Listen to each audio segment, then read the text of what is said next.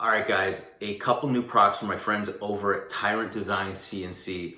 They are selling some aftermarket products for your Glock, Smith & Wessons, M&Ps, as well as some long guns. They make quality and well thought out products like magazine base plate extensions, magazine release button extensions, things like that. They're always competitively priced and really well put together. A review on their new Glock 1923 magazine extension and their Compensator. All right, first up is the magazine extension. It is a +5 for your Glock 19s, 23s. You're gonna get 4 extra rounds. Not much longer.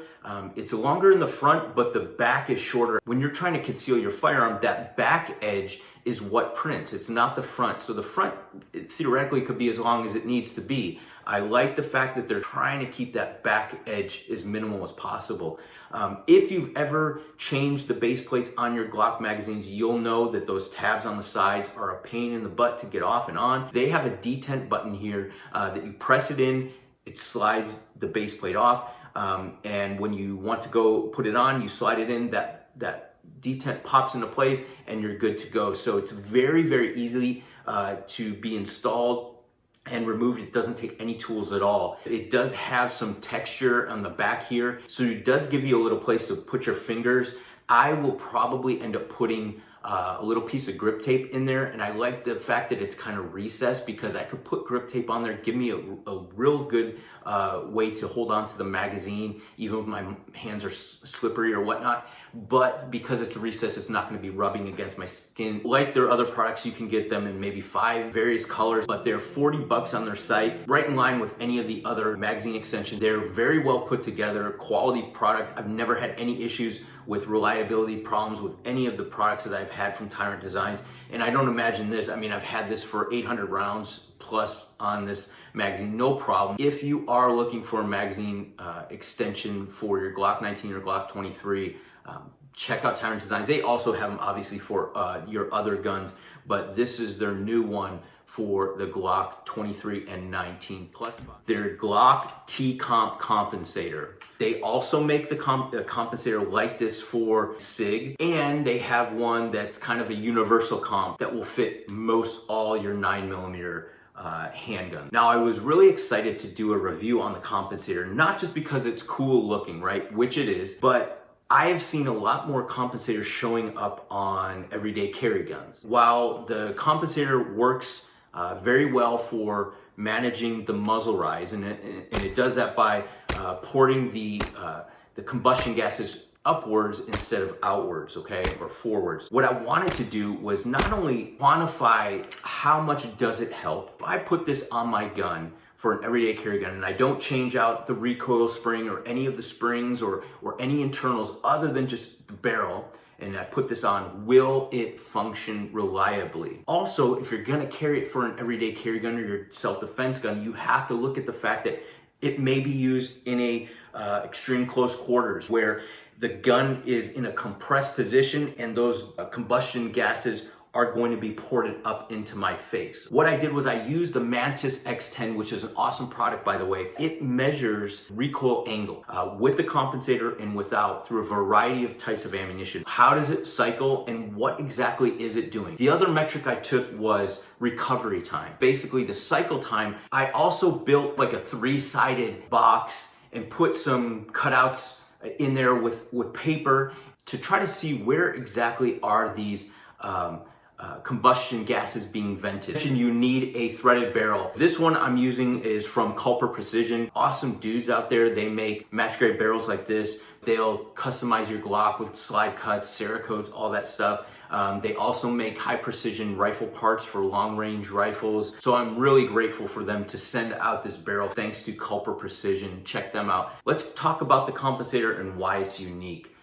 Most compensators that you're going to find for handguns are a one-piece compensator that thread on to your threaded barrel, okay? And once they get on there, they're held on with a set screw. The T-comp is a 2-piece design. So here's the nut, the T-nut, and the body of the compensator. They come in different colors, obviously, but I chose the black. It makes fastening the compensator much easier, and because you see holes all around 360 degrees around this T-nut. It doesn't have to be timed or aligned in a specific way. It uses two different size washers. There's a fatter washer that goes around your barrel, and this thinner washer is going to go around that T-nut. I had a couple people say, yeah, it looks great, but how are you going to conceal a compensator and a 20 round magazine? One part of the answer is what I'm doing here with these results here is, does it work for concealed carry, right? Is it reliable? Does it port gases in a dangerous way? The other half is it possible to conceal it? And it absolutely is. As you can see here, I'm concealing this firearm, Glock 19, with a compensator, with a 20 round magazine. Okay, so I have 21 rounds in the gun here. And obviously, this is by far not a super loose-fitting shirt or a heavy sweater or by any means. The Mantis X10 records a tremendous amount of data, but I pulled out two major points that I think are most practical when looking at the effect of a compensator, and that is recovery time and muzzle rise. I'm going to give you three different ammunition types: Wolf and Gecko full metal jacket, and then the HydroShock jacketed hollow point. So you can see both the recovery time and the muzzle rise were considerably less. Let's look at a couple of the factors that deal directly with carrying it in an everyday situation. Where are these gases being vented? I'm shooting this gun in this makeshift box that I've created. What you'll see is that without the compensator, the paper is moving, but it is not ripping away from the drywall that it's stapled to. All of that combustion gas is being forced straight out front of the barrel. You can see up close against this cardboard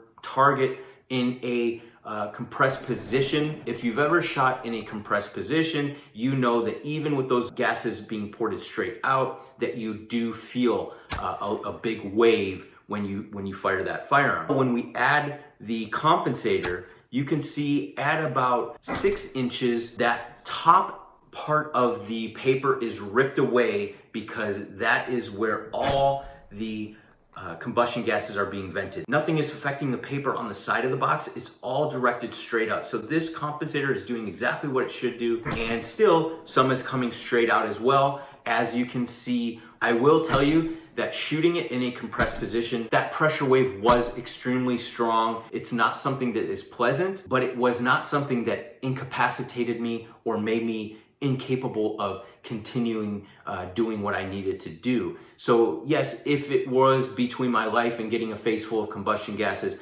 sure, I'd pick a face full of combustion. If I was not expecting this to happen, sure, it would have affected me a lot more. So one of the things is train with your firearm in that retention position, so you know whether you have a compensator on your gun or not. You need to know that it's going to feel different. There is more than just the gas coming into your face. Now, if I'm guarding myself like this, right, and my hand now is over top of it, right, so, and it's closer than my face. Maybe it's in a situation where somebody's on top of me and the gun's really far back, and now it's almost in my chest, right? So the potential for you to injure yourself is there, right? And of course, it's always there in a hand-to-hand or close quarters gunfight. I understand that. You are increasing the potential for some sort of burn injury from these combustion gases. As far as reliability, throughout those 800 rounds, various different types of ammunition, and the gun was extremely dirty. I didn't clean it in between, and various weather conditions. I had 4 malfunctions. 2 of them were with the Wolf steel case ammunition, and the other 2 were with the Gecko full metal jacket ammunition. All 4 of them were failures to eject. 4 failures in an 800 round sample size I wouldn't be super excited about for my everyday carry gun. However, it did cycle. I had 50 rounds of the Federal jacketed hollow point, which is my carry ammunition, and it cycled fine for all 50. I know that's a very small sample size. Still, it functioned fine. But the reliability was better than what I expected, especially, like I said, with the stock spring and stock internals. Other than the trigger shoe, which is different, everything else internally is factory stock. If you were going to run a compensator on your gun for an everyday carry application, it would make sense for you to buy a tunable recoil spring where you can get the exact spring weight that you need to reliably cycle with the compensator. So all in all, if you're going to use a compensator for your competition gun or for fun at the range, awesome. It definitely works. Now for an everyday carry gun, you have to weigh those risk versus reward type things on your own. So Tyrant Design's T-Comp, easily put on, easily taken off, looks really cool. It works. It was reliable across different types of ammunition.